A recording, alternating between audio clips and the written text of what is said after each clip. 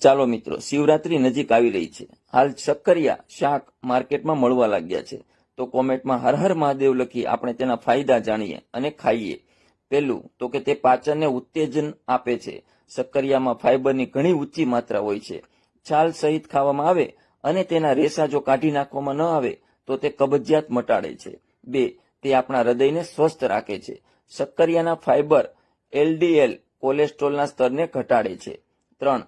શક્કરિયામાં રહેલા ફાઇબર અને જટિલ કાર્બોહાઈડ્રેટ બ્લડ સુગરને સ્થિર રાખવામાં મદદ કરે છે અને આપણને સંપૂર્ણ આત્મસંતોષની અનુભૂતિ કરાવે છે. 4.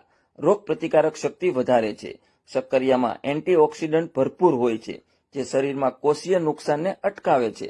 1 કપ શેકેલા શક્કરિયામાં માણસની દૈનિક જરૂરિયાતના 52% જેટલું વિટામિન સી હોય છે. તે જખમો રૂઝવે છે અને પેશીઓને નવજીવન આપે છે.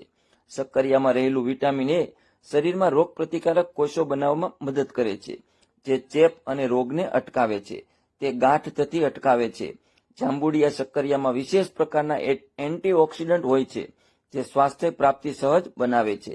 5. તે આંખો માટે ઉત્તમ છે. શક્કરિયામાં એવા ઘણા પોષક તત્વો હોય છે જે આંખના આરોગ્ય અને દ્રષ્ટિના સુધાર માટે જોડાયેલા છે. તેમાં કેટલાક સૌથી શક્તિશાળી કેરોટીનોઇડ્સ આલ્ફા કેરોટીન, બીટા કેરોટીન, લ્યુટીન અને ગ્રેક્સાથિન સામેલ છે. 6. તે મગજને ઈંધણ પૂરું પાડે છે. શક્કરિયાના ખાસ સંયોજનો મગજને શ્રેષ્ઠ કાર્ય કરવામાં મદદ કરે છે. 7. તણાવ અને ચિંતામાં રાહત આપે છે.